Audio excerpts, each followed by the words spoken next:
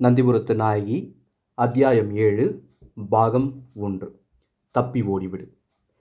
தஞ்சை கோட்டையோட பாதாள சிறை வந்தியத்தேவனுக்காக கட்டப்படலை. அவன் பிறக்கிறதுக்கு பல நூறு வருஷத்துக்கு முன்னாடியே அதை சில காரணங்களுக்காக கட்டி அமைச்சிருந்தாங்க. அரசியலில் வேண்டாதவங்களையும் பகை நாட்டில் கைப்பற்றி வந்த முக்கியமானவங்களையும் அதில் அடைச்சி வைக்கிறதுக்காக அந்த சிறைச்சாலை பயன்படுத்தப்பட்டது. ஆனால் முன்னொரு காலத்தில் இருந்த பேரும் பெருமையும் அந்த சிறைக்கு இப்போ இல்லை.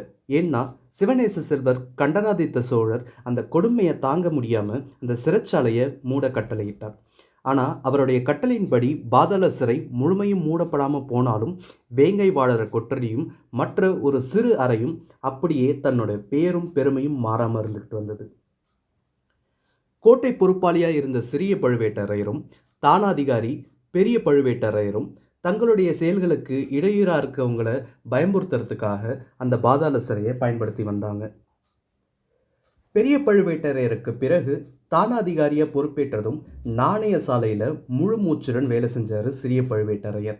சுற்றி உள்ள இடங்களையும் பண்டக சாலையும் நிலவரை பக்க சுவர்களையும் பழுது பார்த்தார். பாதாள சிறையில் அந்த நேரத்தில் யாருமே அடைப்படலை. அந்த தனி அறைக்கு பக்கத்தில் கர்ஜித்த வண்ணம் இருக்கக்கூடிய ஒரு வேங்கையினுடைய கூண்டு இருக்கிறது பழுவேட்டரையருக்கு நல்லாவே தெரியும். ஆனால் அந்த கூண்டில் முன்னொரு காலத்தில் 2 புலிகள் இருந்துச்சு. அந்த 2 புலிகளும் தனித்தனியே ஆட்சி நடத்திக்கிட்டு வந்தது. ஒரு புலி நோய் காரணமாக இறந்து போயிடுச்சு. ஒரு முறை பழுவேட்டரையர் அங்கே நின்று தனிப்பட்ட வேங்கையனோட உருமலை கேட்டப்ப அவரோட கண்களில் கண்ணீர் தழும்புச்சு.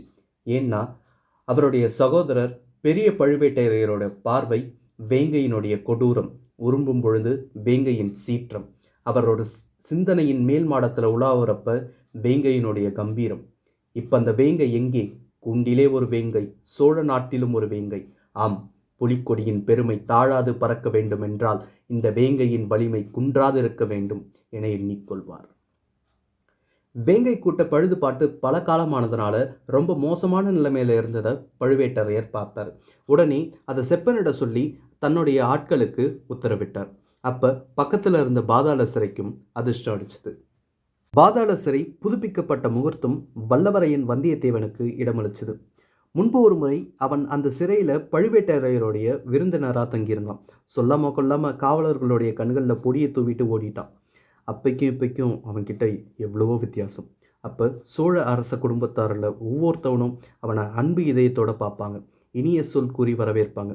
செம்பியன் மாதேவியார் என்ன, மலையமான் மகள் என்ன, கொடும்பாலூர் சிற்றரசர் என்ன, எல்லாரும் நல்ல இதயத்தோடு பார்த்தாங்க. அவங்களையே சொல்லணும், சோழ நாட்டிய ஆள்ற மன்னர் மதுராந்தக சோழ தேவருக்கு மட்டும் என்ன அந்த காலத்தில் அவனை கண்ட கசப்பா? ஆனால் அவர் என்ன செய்வார்? சோழ அரசியல் அந்த மாதிரி அமைஞ்சிருக்கு. மந்திரி மண்டலத்தாரும் ஊர் சபையாரும் ஐம்பெரும் குழுவினரும் கூடியிருந்த மன்றத்தில் எல்லாரும் தலைய ஆம் ஆம் குற்றவாளியே அப்படின்னு சொன்னப்ப தானாதிகாரி நடுநயமாக வீட்டிலிருந்து குற்றவாளிக்கு விரையில் தண்டனை வாங்கி கொடுக்கணும் அப்படின்னு நினைக்கிறப்ப, படைத்தலைவர் பார்த்திபேந்திரன் குற்றத்தை நிரூபிக்க படபடப்பாக பேசுகிறப்ப, செம்பியன் மாதேவியார் திருவயிற்றில் பிறந்த செம்மல் மதுராந்தக சோழ தேவர் என்ன செய்வார்? அவர் செஞ்சது இதுதான்.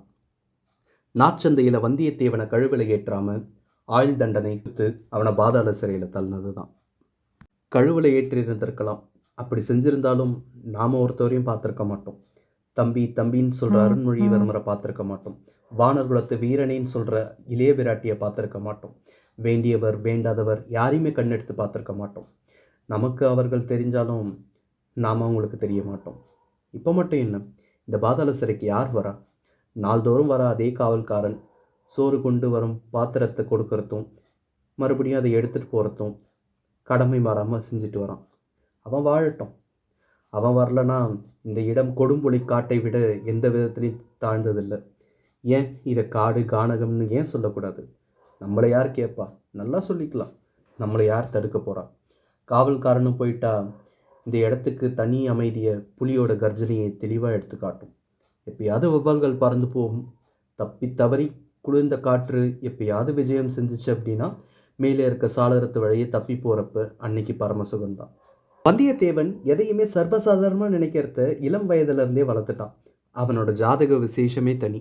திடீர்னு முன்ன பின்ன அறிமுகம் இல்லாதவங்களோட அறிமுகம் ஏற்பட்டு அவங்களால வானளவு புகழுக்கு ஆளாகி பெருமை பிடிப்படாமல் வான மார்க்கத்தில் சஞ்சரிப்போம். திடீர்னு கீழே தள்ளப்படுவோம். அவனுக்கு எதிரில் மலை மாதிரி இடர் நிற்கும். இம்முறை வானர் குலத்து வீரன் தொலைஞ்சான் அப்படின்னு நினைக்க தோணும். ஆனால் புன்முறுமுள் பூத்தபடி அந்த வீரன் இடையுற நொடியில் கடந்து வந்து நிற்பான்.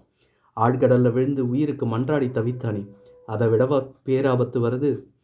அப்போ காப்பாற்ற அருள்மொழிவர்மர் இருந்தார். இப்போ யார் இருக்கா? அருள்மொழிவர்மர் எங்கே போனார்? நந்திபுரத்து நாயகி, அத்தியாயம் 7, பாகம் 1 இதோட நிறைவு செஞ்சுக்கலாம். பாகம் 2 கூடை விரைவில் நம்மளுடைய சேனலில் அப்லோட் பண்ணுவோம்.